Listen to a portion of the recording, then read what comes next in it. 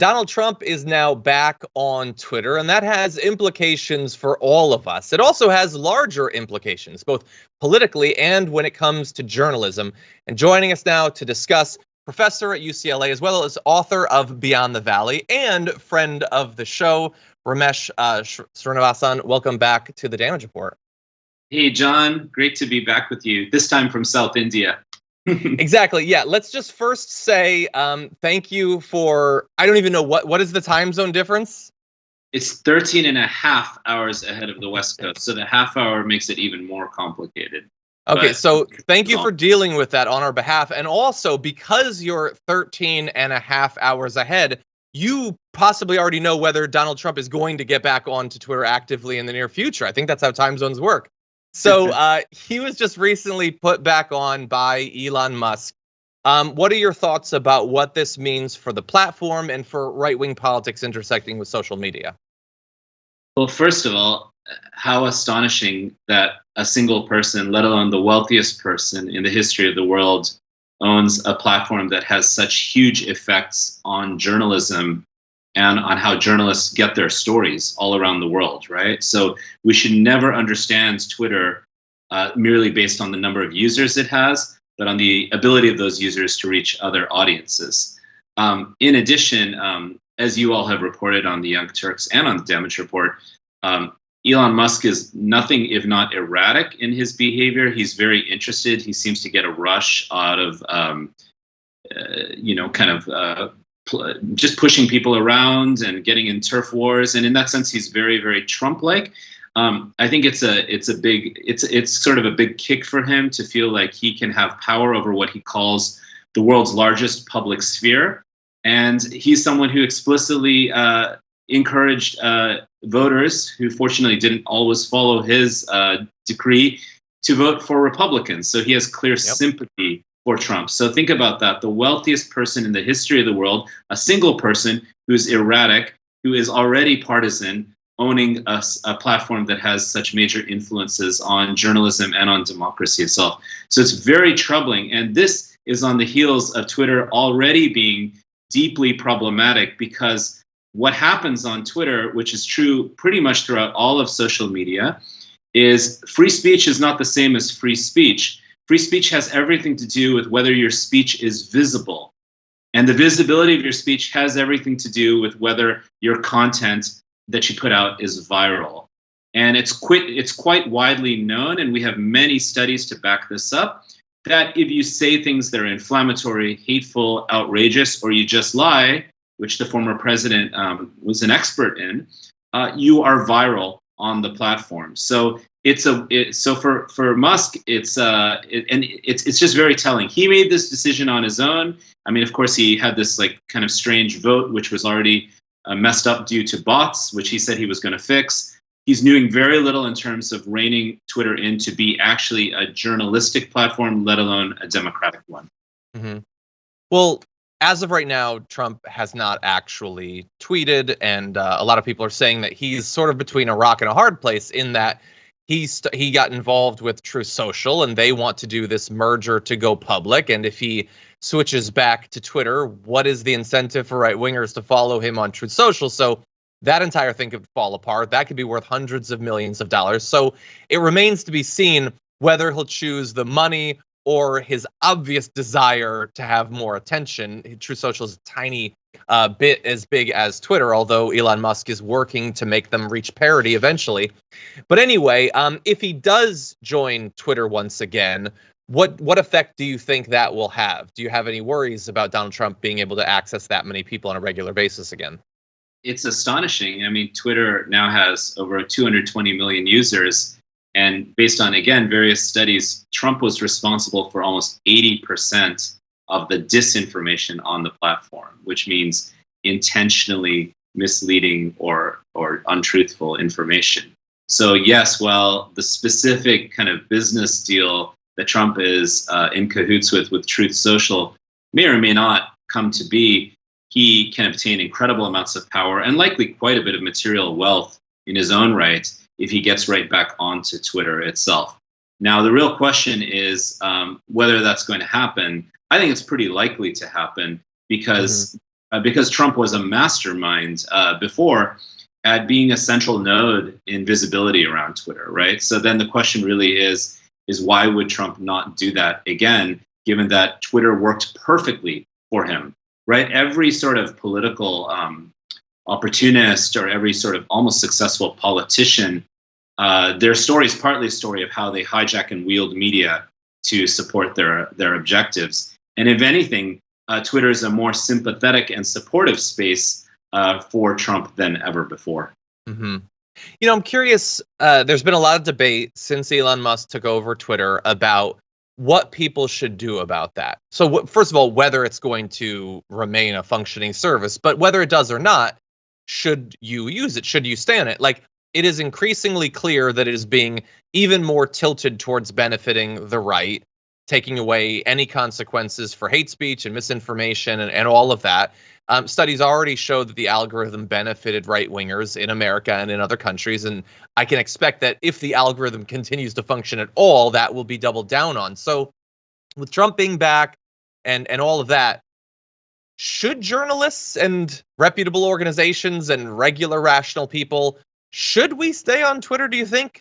Does it benefit the right to continue to grant credibility and legitimacy to a thing that is owned by this petulant right-wing billionaire? Or should we be looking for some way out, some other platform? Well, we did see an initial spike of folks in the human rights community and in the progressive community move to an open source and encrypted platform, a decentralized platform called Mastodon. You might have read about that or heard about that.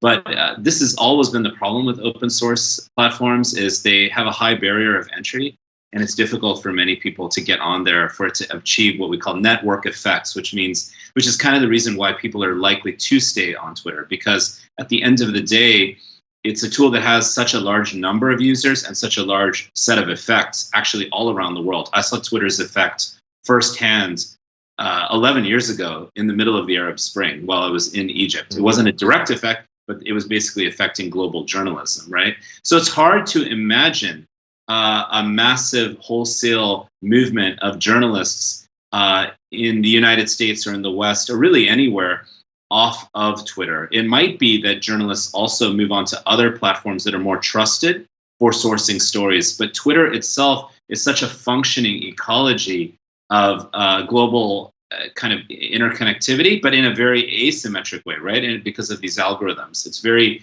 but it has already such a captive audience, right? So to speak, it's what we call again network effects. That it's difficult to imagine it moving, it not being an active force in shaping journalism and shaping political awareness, at least in an indirect way, because of the influence it has on reporters and folks like yourself, John.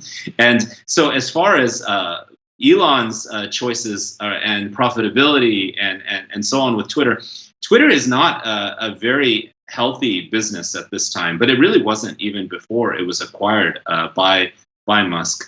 But now the real question is whether advertisers who may have just had too much, may have just had enough of Donald Trump, like it seems Mike Pence does for his own reasons, might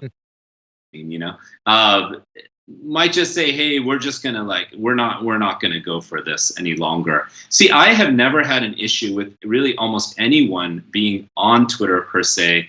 It's just a matter of what counts as free speech is actually all about being dangerous and defamatory, right, on the platform itself. So that's, I think, the much, much bigger issue. And I also think it's important for people to know that Twitter, long before this Trump issue, had deplatformed folks connected to WikiLeaks, many folks in the human rights community, many folks, especially global South-based activists and kind of more social movements folks, radical labor organizers were deplatformed on Twitter long before this Trump flap. So it was never really about that. It's about the fact that the platform is not an open public sphere. It's completely directed toward heinous and outrageous content and individuals.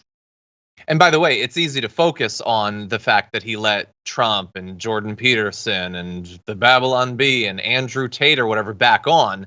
That doesn't mean that he's not going to be doing future censorship. If as we were talking about a few weeks ago, like he wants to sell cars in countries that are governed by authoritarian leaders who want to crack down on social media regularly.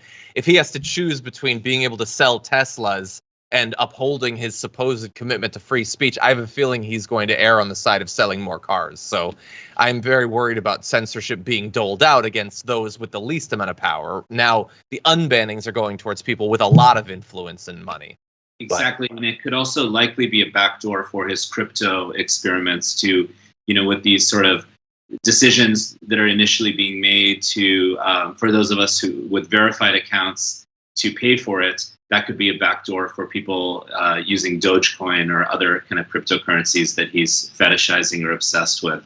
Remember, for Musk, it's a rush, right? I mean, it's a completely different type of project to try to be this mastermind of Twitter than sending rockets out to space or taking a business that he didn't actually create in Tesla and just sort of further advancing those objectives, right? And you actually see Musk, he really like seems to get a rush out of it, like getting in fights with various people on Twitter itself, and it's very narcissistic to put it mildly.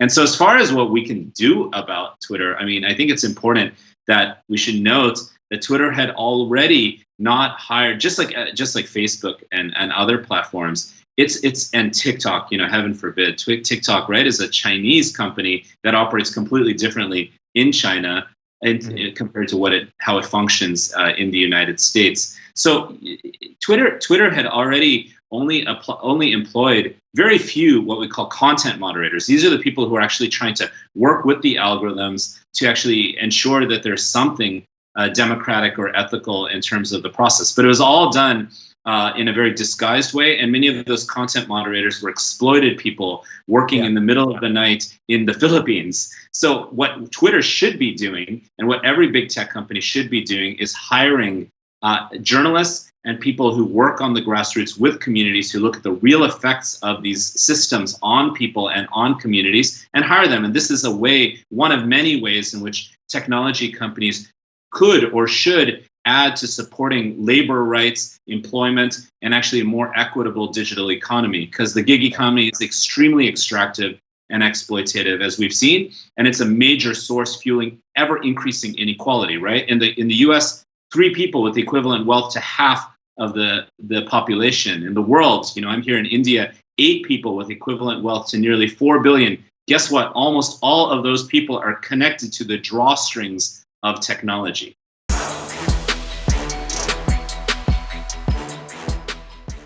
Check out the Damage Report podcast each day, wherever you get your podcasts, whether Pocket Casts or Stitcher or iTunes.